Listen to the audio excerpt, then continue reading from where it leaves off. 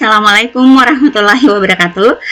Alhamdulillah, bagaimana kabarnya? Bertemu kembali bersama saya Indo Intan pada pembahasan neural network atau jaringan saraf. Nah, kalau misalkan kita berbicara jaringan saraf, nah itu banyak ya, ada forward propagation-nya, kemudian ada backward propagation-nya atau biasa dikatakan sebagai back propagation.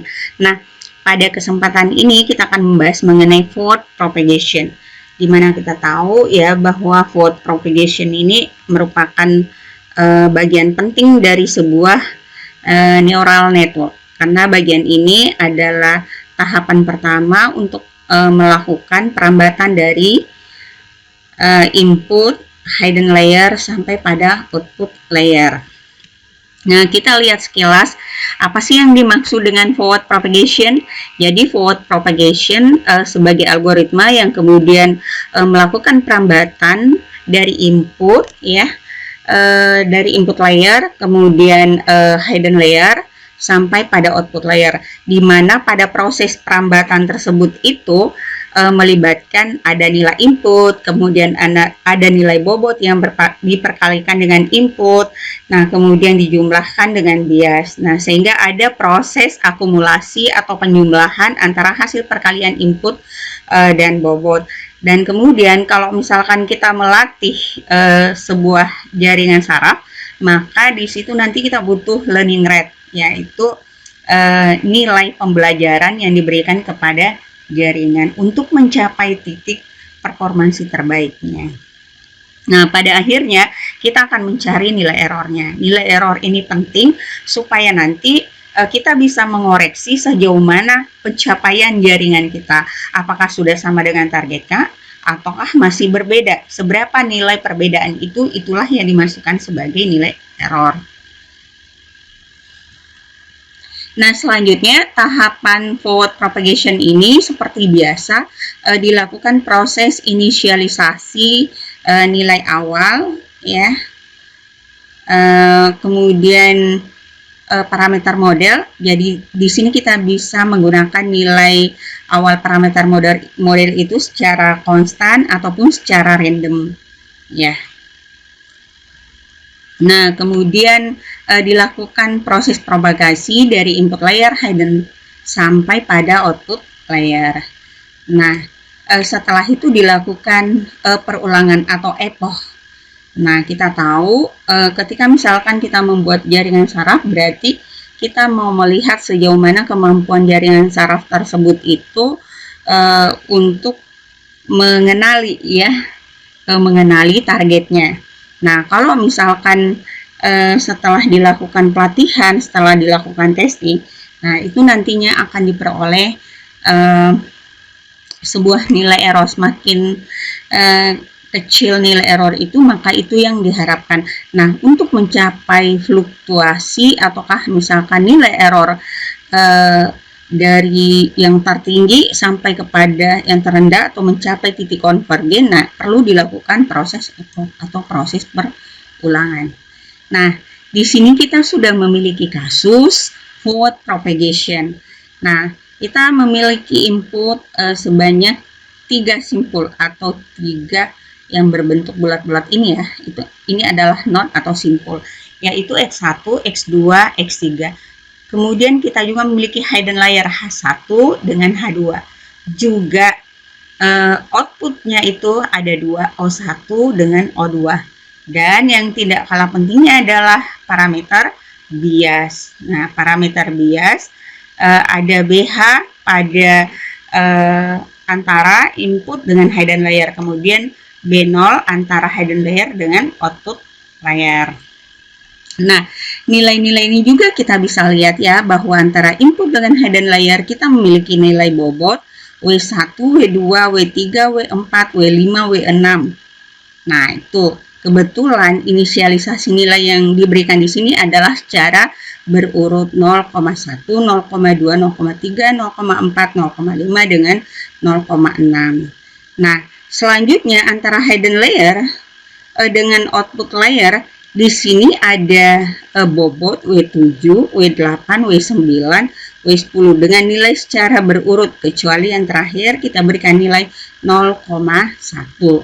Nah, secara keseluruhan ya, bobot antara hidden layer dengan bobot antara input layer dengan hidden layer. Nah, ini dikatakan sebagai bobot WH ya. Kalau misalkan kita sudah membuatnya dalam bentuk matriks, maka matriksnya itu adalah matriks WH. Nah, sementara kalau bobot antara hidden layer dengan output layer, nah ini W7 sampai W10 ini merupakan WO. Jadi bobot output ya.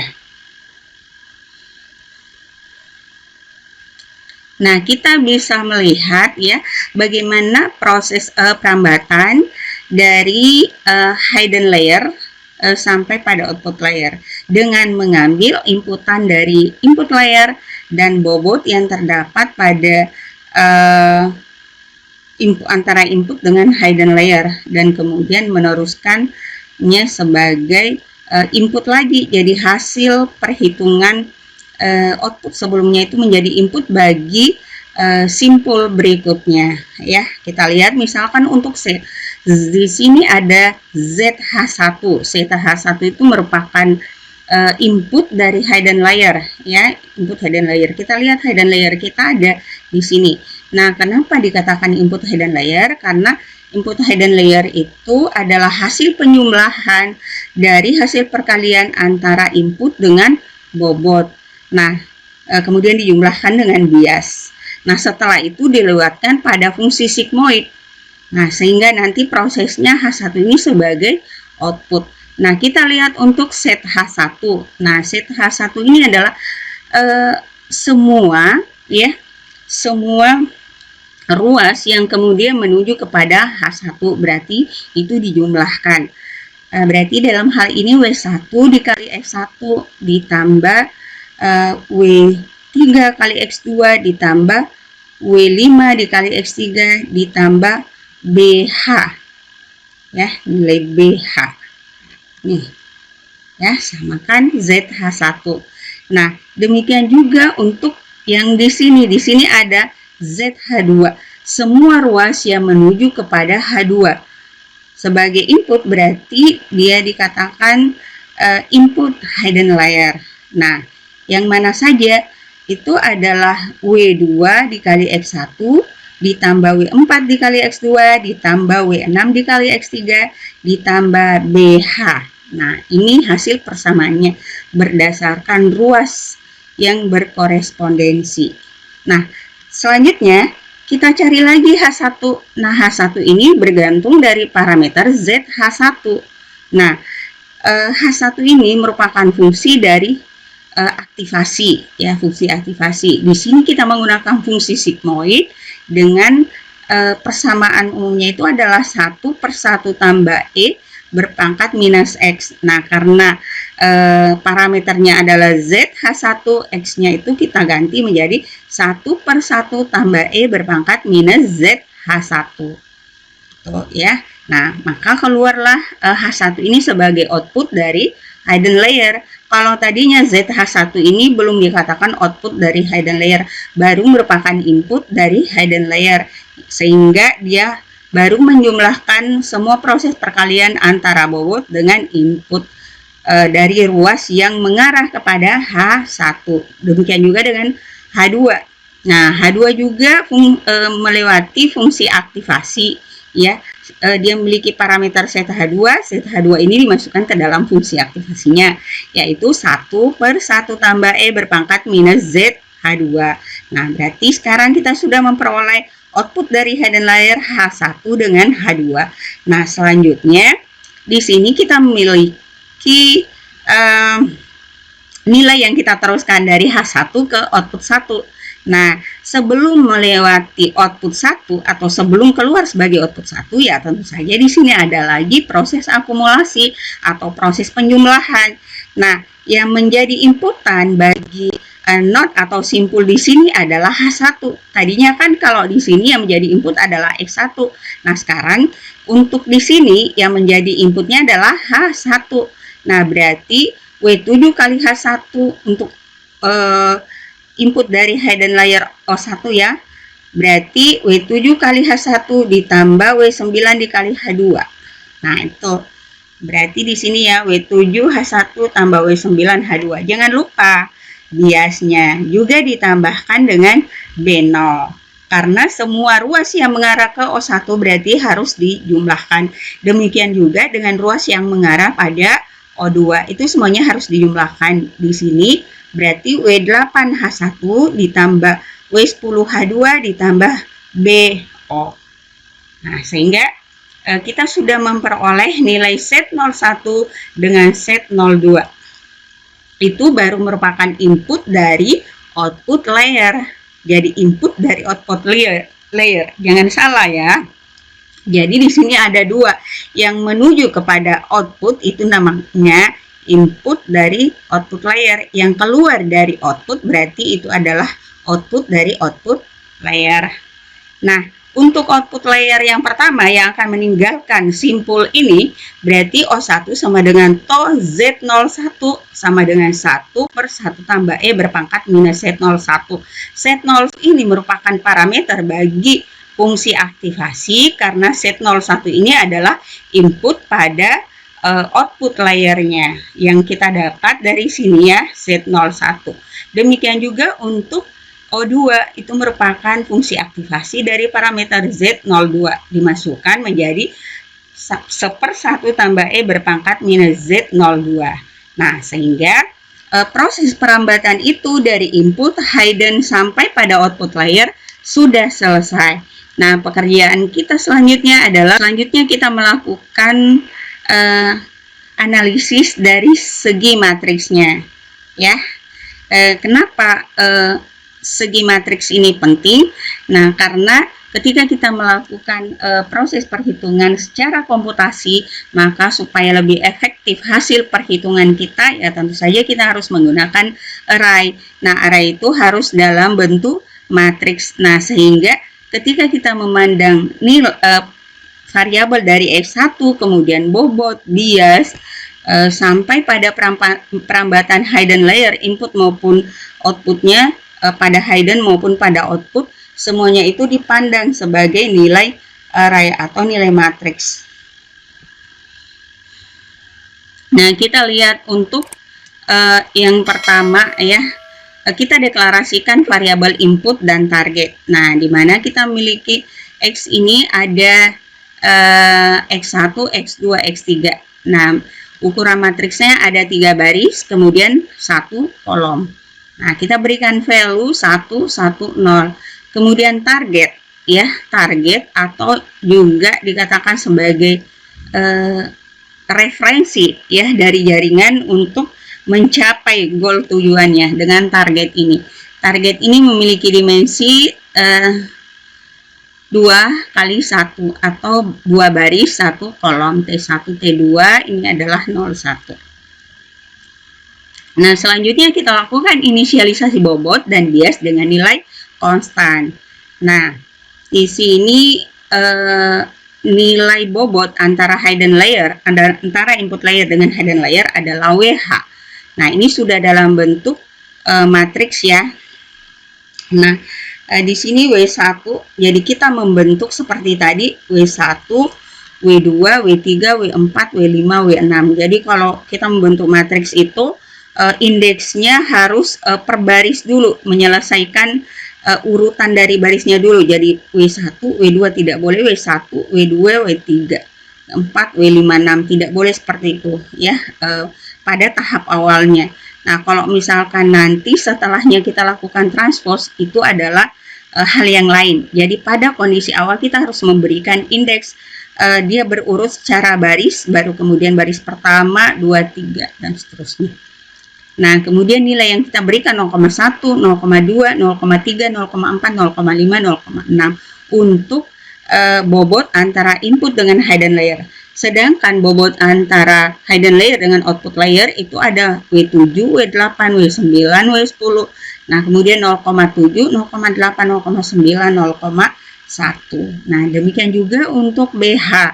BH di sini adalah bias antara input dengan hidden layer. ya, dengan ukuran matriks 2 kali 1, kemudian di sini nilainya sama ya, 0,5. Kemudian B0, nah di sini ukuran matriksnya juga 2 kali 1 dengan nilai yang konstan 0,5. Nah, selanjutnya kita melakukan perhitungan nilai ya, akumulasi antara input dengan hidden layer ya. Nah, di sini kita buat persamaannya, ZH sama dengan WH dikali X ditambah BH. Nah, ini merupakan persamaan umum ya, yang merupakan akumulasi dari input hidden layer ya, atau kan tadi di hidden layer menjumlahkan semua hasil perkalian antara bobot dengan input dari ruas yang menuju H1 tadi. Nah, ini ya. Nah, berarti di sini ada X, kemudian ada W-nya. Nah, sekarang kita lakukan pengecekan ya. Ini adalah WH. Nah, kemudian kalau WH ini dia memiliki dimensinya ini adalah 3 kali 2. Kemudian di sini 3 kali 1. Nah, pertanyaannya, bisa tidak matriks ini diperkalikan antara matriks WH dengan X? Dan ternyata tidak bisa, karena kenapa? Nilai kolom pada matriks yang pertama itu memiliki nilai yang berbeda dengan jumlah baris pada matriks yang kedua. Nah, ini harus sama nih. Kalau berbeda berarti tidak bisa. Nah, caranya supaya dia bisa diperkalikan berarti ini dibalik. Dia menjadi 2 kali 3. Nah, di sini kan tadi 3 kali 1. Berarti di sini bisa ya, 3 kali 3 sudah sama. Berarti nanti hasilnya itu 2 kali 1. Nah, berarti sudah bisa. Nah, kalau misalkan matriks WH ini ya, matriks WH ini dalam kondisi asli tadi WH, nah berarti dia harus ditranspos ya, karena kalau tidak dibalik baris menjadi kolom, kolom menjadi baris, maka dia tidak bisa diperkalikan. Nah, makanya tanda transpos di sini artinya dia harus dibalik. Kalau tadinya size atau ukuran matriksnya itu 3 kali 2, sekarang sudah menjadi 2 kali 3 dengan memasang tanda transpos di sini. Transpos itu, nah ini nih ya, ini hasilnya. Jadi tadinya di sini W1, W3, W5 ini adalah kolom, sekarang dia menjadi baris W1, W3, W5.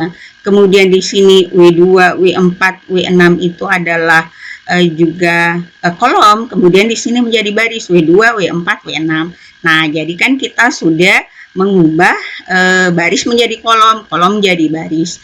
Nah, selanjutnya sudah bisa dioperasikan. Jadi dioperasikan matriks ini. Jadi W1 kali X1 ditambah W3 kali X2 ditambah W5 kali X3 tambah BH.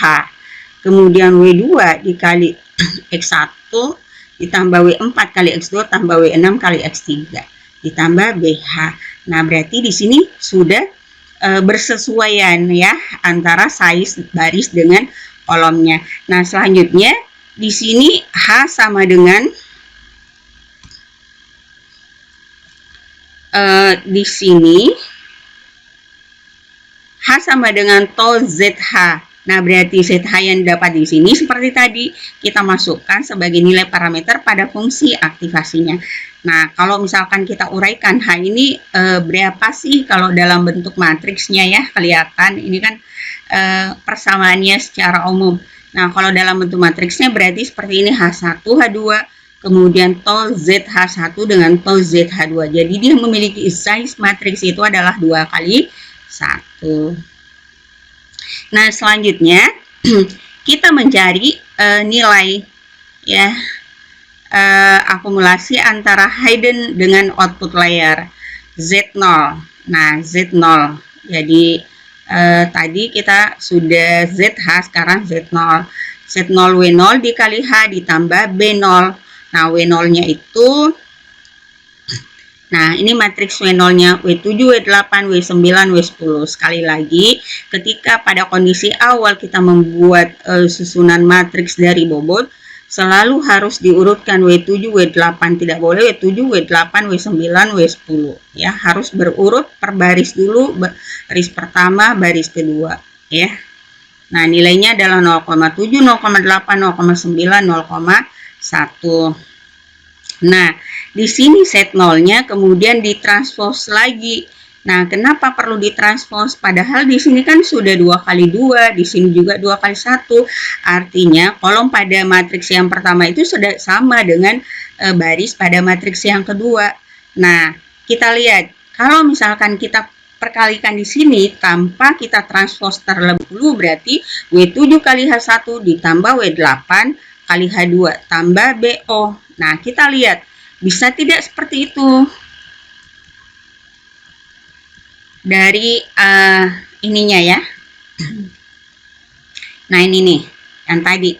W7 kali H1, di sini nih, W7 kali H1 untuk O1, W7 kali H1, set O1 ya. Tambah W8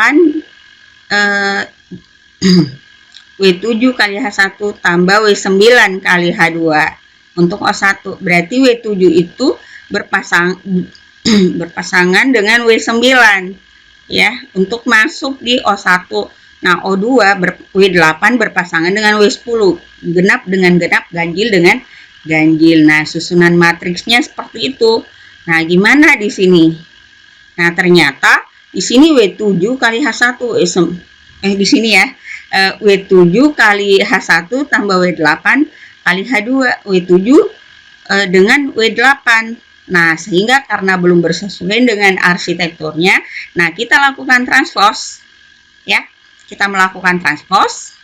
Nah, setelah dilakukan transpose, matriksnya sama 2 kali 2 juga, cuman posisi dari baris menjadi kolom-kolom menjadi baris itu berbeda. Nah, sehingga sudah bersesuaian W7 kali H1 ditambah W9 dikali H2. Nah, itu sudah sama. Berarti set O1 ya, harusnya di sini set O1, set O2. Set O1 sama dengan W7 kali H1 tambah W9 kali H2 tambah B0. Untuk set O2, W8 dikali H1 ditambah W10 H2 ditambah B0. Nah, itu baru sesuai. Berarti di sini harus ditranspos ya. Di sini dituliskan secara umum. Nanti kemudian kita melihat bagaimana size atau ukuran dari matriksnya. Nah, itu perlu ada penyesuaian. Karena kalau tidak nanti akan salah. Kemudian kalau kita coding itu akan error. Nah, selanjutnya tahapan terakhir adalah output. Output dari semua prosesnya. Output itu adalah fungsi sigmoid dari Z0. Nah, di sini ada 2 O1, O2, to ZO1 dengan to ZO2. Nah, selanjutnya kita lakukan perhitungan nilai MSE, mean square error. Nah, mean square error ini kalau kita lihat ya, rumusnya itu adalah 1/n sigma I sama dengan 1 sampai n. Kemudian di situ ada output ya, output hasil perhitungan tadi atau biasa juga dikatakan sebagai output prediksi. Nah, sementara ini adalah target atau output aktual ya dari jaringan pangkat 2. Nah, karena di sini kita memiliki O1 dengan O2 atau ada 2 output, di sini N sama dengan 2 ya, berarti 1/2 O1 kurang T1 pangkat 2 tambah O2 kurang T2 pangkat 2. Jadi kalau lebih banyak lagi, nah nanti juga akan lebih banyak lagi di sini unsur output dengan targetnya. Nah, kalau untuk error dari output 1 itu adalah turunan error terhadap output 1 adalah O1 kurang T1. Nah, bagaimana caranya untuk mendapatkan nilai tersebut?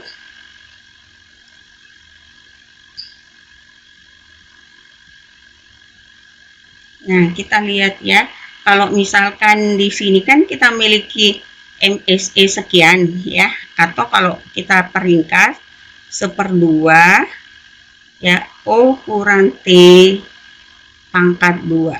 Nah, kalau misalkan ini MSE ya, atau biasa dikatakan error, nah berarti kalau dicari do E per do O ya, turunan error terhadap output.